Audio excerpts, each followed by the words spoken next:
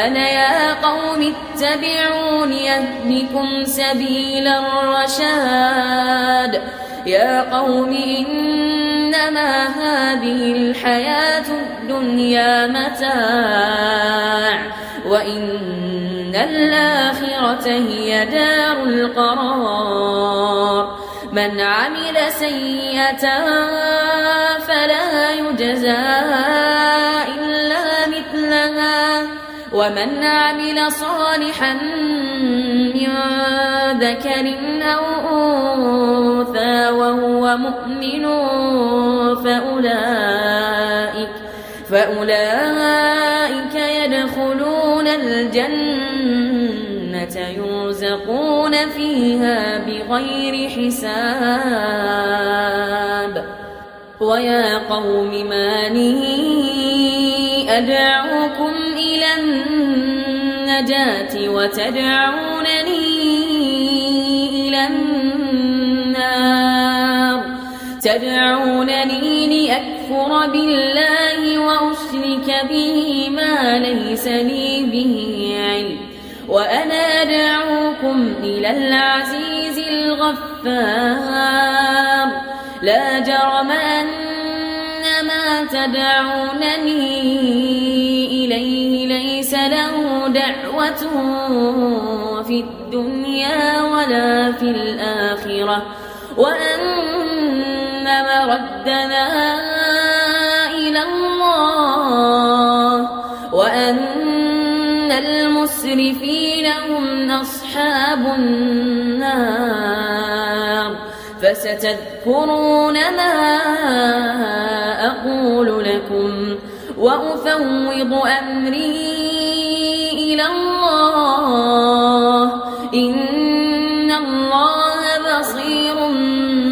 بالعباد فوقاه الله سيئات ما مكروا وحاق بآل فرعون سوء العذاب النار يعرضون عليها غدوا وعشيا ويوم تقوم الساعة أدخلوا آل فرعون أشد العذاب وإذ يتحاجون في النار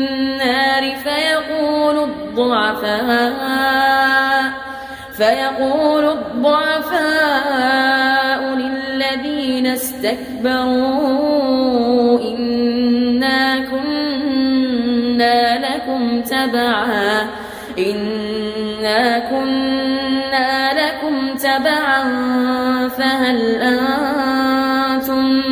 فهل أنتم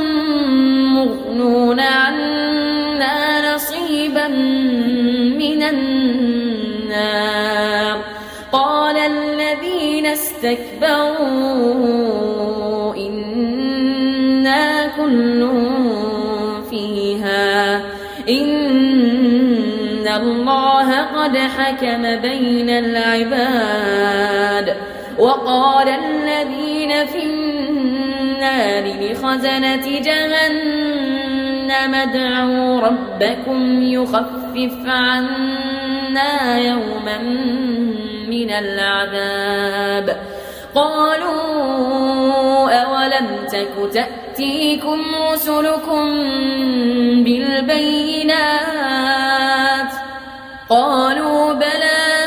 قالوا فادعوا وما دعاء الكافرين إلا في ضلال إنا لننصر رسلنا والذين آمنوا في الحياة الدنيا ويوم يقوم الأشهاد يوم لا ينفع الظالمين معذرتهم ولهم اللعنة ولهم سوء الدار ولقد آتينا موسى الهدى وأورثنا بني إسرائيل الكتاب هدى وذكرى لأولي الألباب فاصبر إن وعد الله حق واستغفر